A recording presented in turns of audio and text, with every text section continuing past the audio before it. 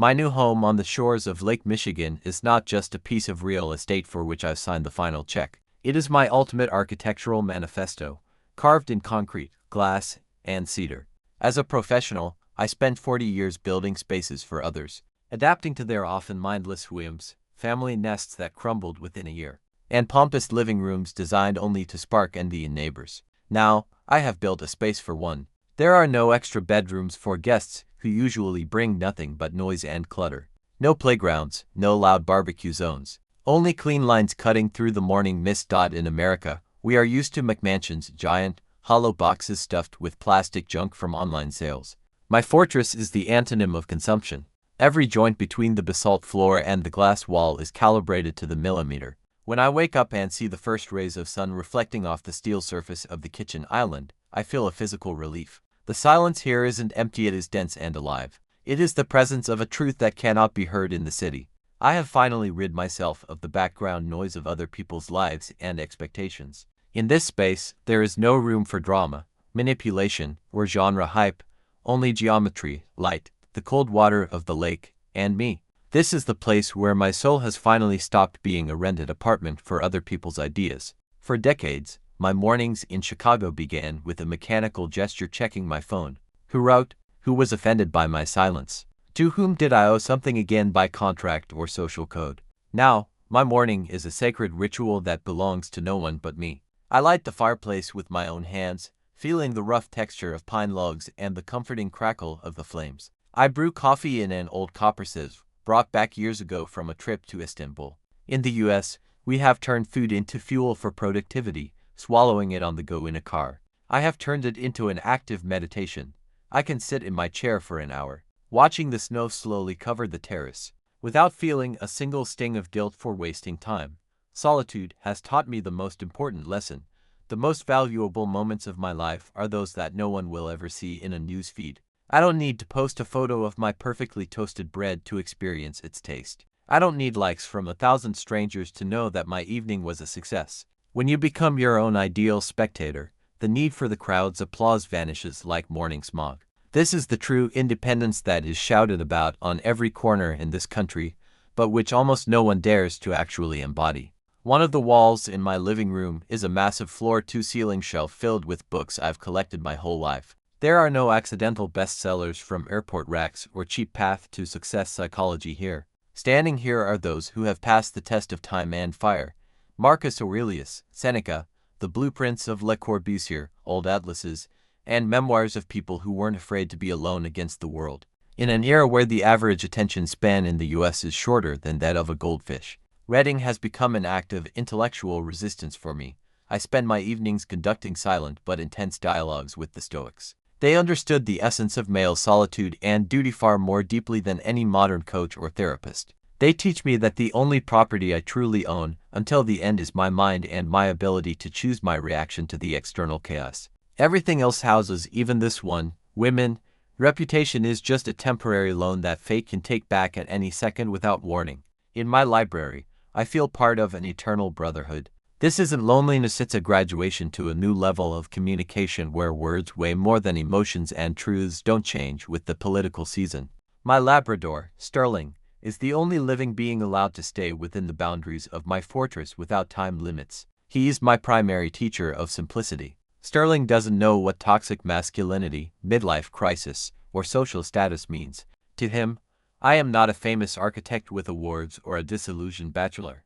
I am simply a man who smells of the wine, the woods, and occasionally good tobacco. When we walk along the lakeshore, he doesn't demand that I be a better version of myself or follow the trends. Looking at him, I realize with horror how much we, as people in the US, have overcomplicated our existence with ideologies, pretensions, and the eternal chase for ghostly goals. Sterling is absolutely happy with a simple stick thrown into the cold water or the scent of old leaves. He lives in an absolute now, while we are eternally crucified between regret for the past and fear of the future. His presence is a daily reminder that true intimacy requires no explanations or manifestos. It requires only shared presence, respect for the other's silence, and a warm side nearby on a cold evening.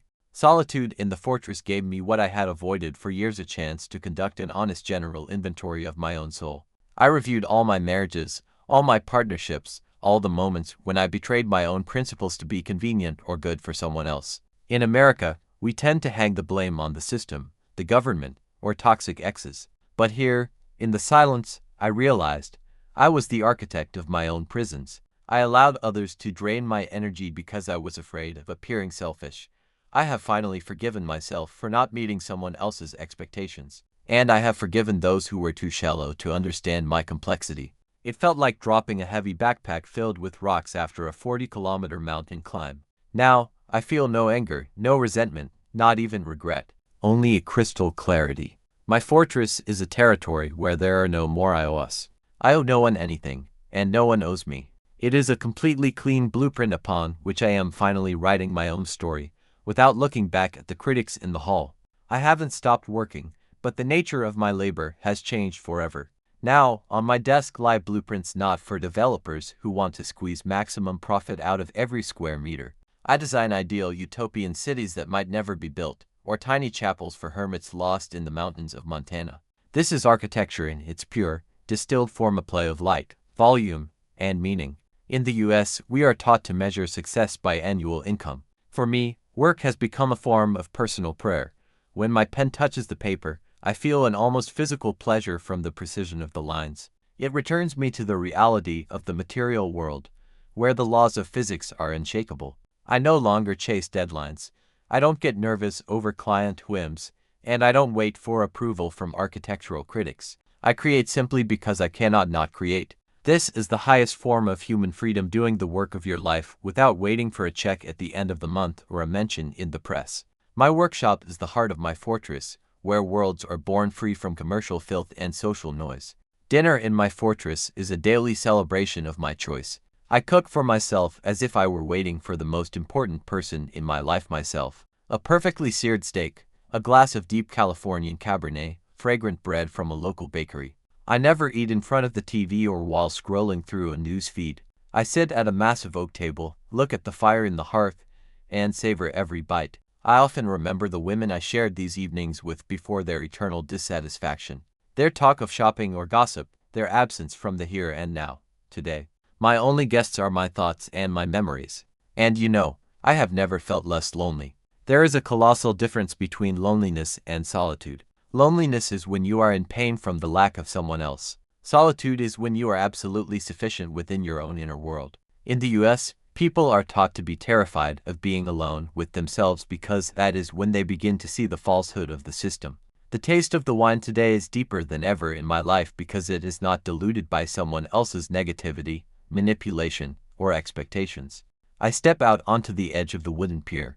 The sun slowly sinks into the lake, painting the water in colors of old copper and deep purple. I look at my fortress of solitude and realize, this is the best building I have ever created. Not because it won an award or made it into a magazine, but because it has become a reliable sanctuary for my soul. In America, we are taught to run until our last breath, to fight for attention, for money, for youth. I chose the luxury of stopping and simply being. I am Elijah. I am 65. I am an architect who has seen empires and marriages crumble. I am a father who has let his children sail into their own waters. I am a free man.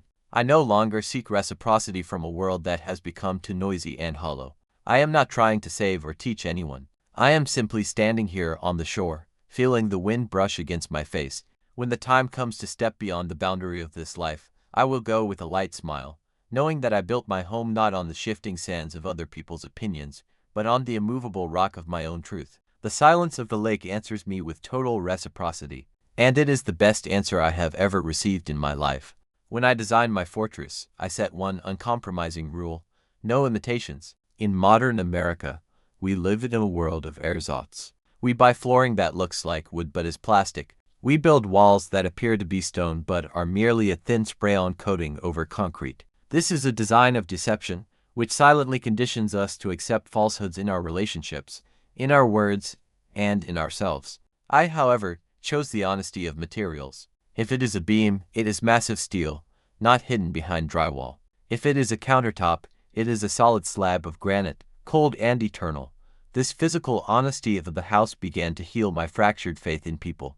I noticed that when you surround yourself with things that do not pretend to be something else, your own need for masks disappears. Previously, on dates in Chicago, I often caught myself polishing my biography, highlighting successes and airbrushing scars. I tried to fit the genre hype of the successful American man.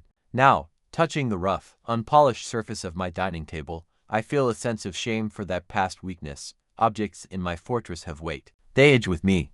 The leather on my chair wears thin, scratches appear on the wood from Sterling's claws, and it is beautiful. This is life, it leaves marks. In the US, people are obsessed with newness. They discard things at the first sign of use, just as they discard people when they become complicated or inconvenient. In my fortress, there is a cult of wear and tear. Here, every object has a right to its history. I look at my old tools in the workshop. They are worn, but their functionality is flawless. This is my new metaphor for myself. I may be old, I may have cracks, but my structure is stronger than ever. I have finally stopped being a new project and have become a completed structure that requires no cosmetic repairs for the eyes of others. Living in the fortress taught me a different perception of time. In the city, time is deadlines, traffic jams, and endless notifications. Here, time is the movement of shadows across a concrete wall and the changing color of the water in the lake. I have stopped wearing a wristwatch. My calendar is now the direction of the wind and the height of the clouds on the horizon. In America, we are so afraid of missing something important in the news or social media that we miss the change of seasons right outside our window. I once caught myself thinking that I know the flight schedule of wild geese over my house better than current political ratings. And it has made me surprisingly calm. This synchronization with nature became my final act of no return. The social world of the US is built on the constant stimulation of dissatisfaction. You are always lacking something. You always need to be running somewhere. But the lake does not demand productivity from me. The forest does not expect me to be successful. When an autumn storm hits and waves beat against my glass walls, I feel not fear, but solidarity with the elements. It is a reminder that we are but guests on this planet, and all our dramas about reciprocity, hype, and career are merely fine dust under the feet of eternity. I remember how one of my ex-wives complained of boredom when we went out of town. She could not stand the absence of mirrors in which her social self could be reflected. She suffocated in the silence because silence forced her to hear her own emptiness. For me, however, this silence became oxygen. In my fortress, I have learned to distinguish dozens of shades of gray in a November sky and hundreds of sounds of the night forest. I no longer need external stimuli to feel alive. My life no longer depends on whether someone else approves of it. I have built my autonomy as carefully as the heating system in this house. It is closed, reliable, and requires no external fuel. I am finally free from the main American fear, the fear of being forgotten. Because when you find yourself, you no longer care if the rest of the world remembers you.